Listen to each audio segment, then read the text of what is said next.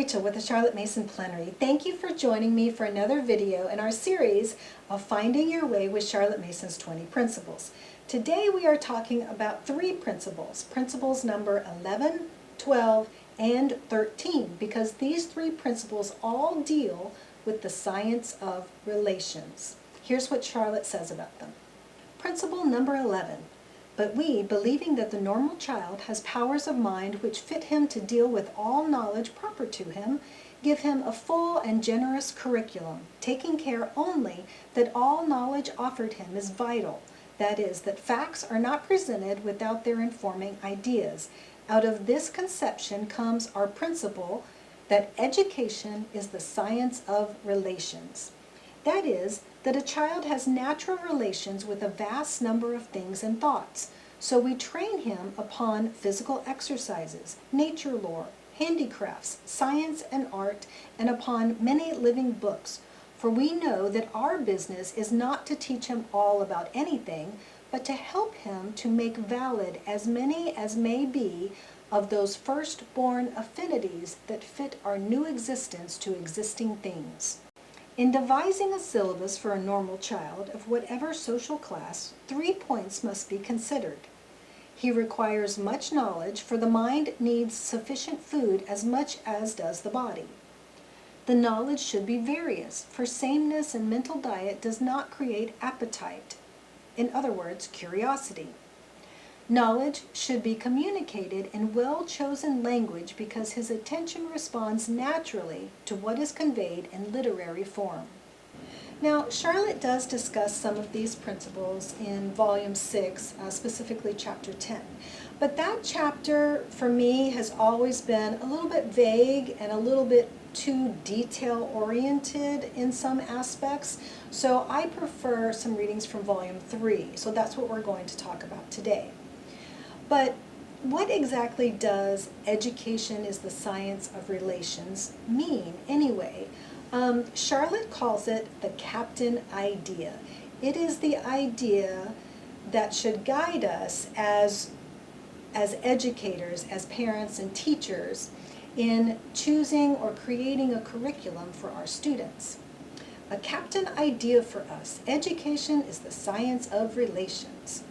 A child should be brought up to have relations of force with earth and water, should run and ride, swim and skate, lift and carry, should know texture and work in material, should know by name and where and how they live, at any rate, the things of the earth about him, its birds and beasts and creeping things, its herbs and trees, should be in touch with the literature, art, and thought of the past and the present.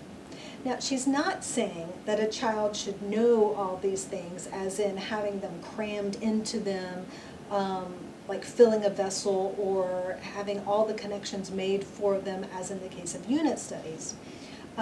Rather, that a child should have access, first-hand access to all these things, so that they can have the thrill of discovering the connections for themselves. That's the key, that they make the connection for themselves. Because, as she says, we are educated by our intimacies. And I love that she uses that word, because she's saying that those things that we have a connection with, not just once or twice, but day in and day out, are the things that we have the most interest in and the things that we naturally learn about the most. And I also love how she mentions modern day, the present. Charlotte was very progressive. She was not afraid of new ideas. And in fact, she lived in a time that's kind of much like our own, in which new ideas and new technologies were not only changing the way that people lived, but they were changing the way that people thought about the world around them. He must have a living relationship with the present, its historic movement, its science, literature, art, social needs, and aspirations. In fact, he must have a wide outlook, intimate relations all around, and force, virtue must pass out of him, whether of hand, will, or sympathy, wherever he touches. This is no impossible program. Indeed, it can be pretty well filled in by the time an intelligent boy or girl has reached the age of 13 or 14. For it depends not upon how much is learned, but upon how things are learned. Now, Charlotte also talks about how when we use the three instruments of education, atmosphere, discipline, and life, that we should be asking ourselves, what is the aim? What is the end goal of education? And Charlotte's answer to this question is one of her most famous quotes. The question is not how much does the youth know when he has finished his education, but how much does he care? And about how many orders of things does he care? In fact, how large is the room in which he finds his feet set? And therefore, how full is the life he has before him? I just love that quote. I get chills every time I hear that quote. Hit the like button if that's one of your favorite Charlotte Mason quotes ever. I know it is. That quote and Charlotte's principle number 1, that children are born persons, is probably what drew me to the Charlotte Mason method in the first place. And it inspires me every time I hear it. Okay, so how full is his life, and on what does fullness of living depend? Charlotte says that the answer lies in the phrase, education is the science of relations.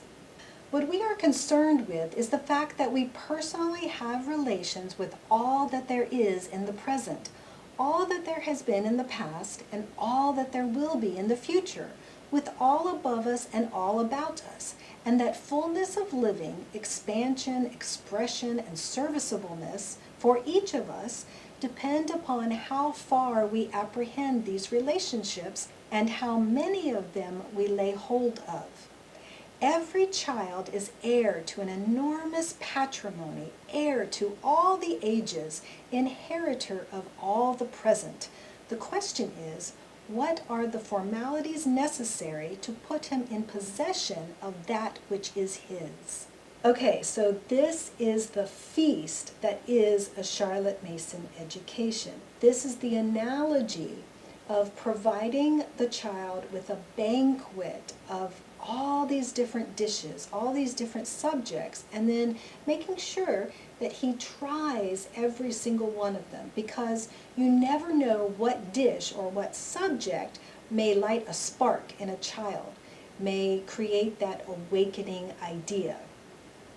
So Charlotte says that our first job is to set the feast, and then our second job is to get out of the way.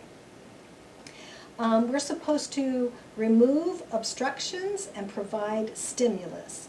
Now, she uses the childhood stories of two very famous authors as concrete examples for us.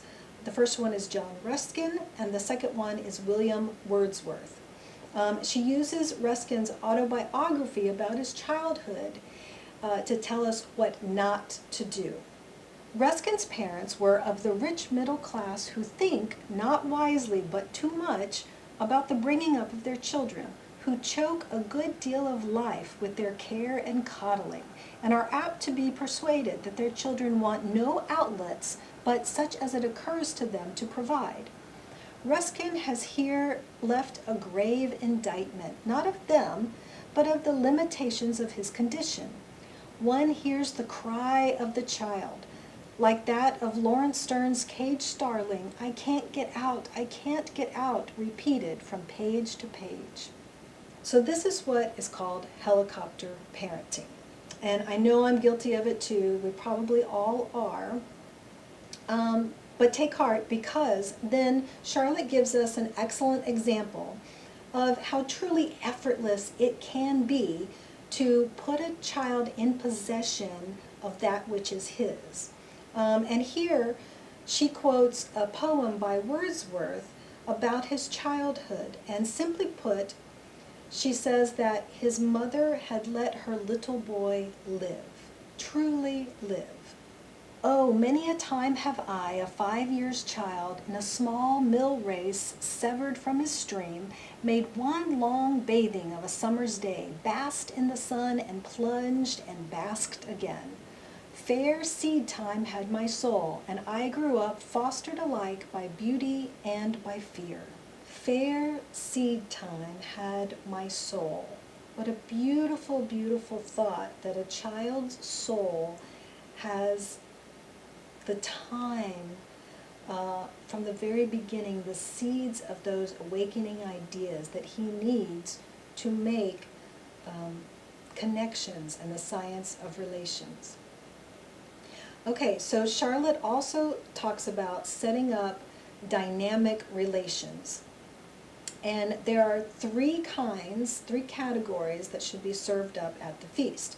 And those three categories are knowledge of the universe, knowledge of man, and then knowledge of God. And this is how Charlotte describes knowledge of the universe. Geology, mineralogy, physical geography, botany, natural history, biology, astronomy, the whole circle of the sciences is, as it were, set with gates ajar, in order that a child may go forth furnished not with scientific knowledge, but with common information, so that he may feel for objects on the earth and in the heavens the sort of proprietary interest which the son of an old house has in its heirlooms. The whole of the sciences set with gates ajar, so that the child can develop an affinity for those things in the same way that he would cherish the heirlooms of his family's house. It is such a beautiful image, and it perfectly conveys this idea of the science of relations. So, knowledge of man, the second category. It touches on subjects like history, literature, citizenship, but Charlotte also says in this category, she discusses that the relations that we have to ourselves and to others are also incredibly important, and that those relations are really paramount. The whole of education consists in the establishment of relations. Then the relations with our fellow beings must be of the first importance. This moral relation of person to person underlies all other relations. We owe it to the past to use its gains worthily and to advance from the point at which it left off. We owe it to the future to prepare a generation better than ourselves. And we owe it to the present to live with all expansion of heart and soul, all reaching out of our personality towards those relations appointed for us. Those relations of oneself with oneself, which are implied in the terms self-management, self-control, self-respect, self-love, self-help, self-abnegation, and so on. This knowledge is the more important because our power to conduct our relations with other people depends upon our power of conducting our relations with ourselves. Every man carries in his own person the key to human nature, and in proportion as we are able to use this key, we shall be tolerant, gentle, helpful, wise, and reverent. And then she talks about the third category, the knowledge of God. And I'm going to leave that up to you and your personal beliefs with your family. But if you would like some more concrete examples of what Charlotte did for any of these categories, you can find them in chapter 10 of volume 6. Now, this chapter is quite long, and it goes into very detailed specifics, which is why I chose not to use this chapter for the main reading. The chapters in volume 3 that I've selected really speak more to the overall philosophy of these three principles. But you might want detailed specifics, and that's okay. Oh, and by the way, this is the annotated edition of volume 6 of Philosophy of Education, and you can get a sneak peek of it in this video right here that I did a couple of weeks ago. Okay, so I'm going to wrap up here with one final quote from Charlotte. The limit to human intelligence arises largely from the limit to human interests, that is, from the failure to establish personal relations on a wide scale. Okay, now for homework. please read the included chapters from Volume 3 that are in your downloadable study guide. It's a free PDF that you can download over at the Plenary website. And at the end of it, I've included study questions for these 3 principles. So don't forget about the study questions. Now, I'll put a link to that in the description below the video. So if you have liked these principle videos, please go ahead and subscribe to my YouTube channel and click that little bell so that you get notifications about other videos in the Principles series and other videos that I produce as well, such as the Plenary pointers and other fun stuff that help you implement the Charlotte Mason method in your home right away. Thanks so much for watching. I really enjoy doing this series with you and talking about it with you over in the Plenary Facebook group, so don't forget to go over there and let's chat about Principles 11, 12, and 13. Thanks so much.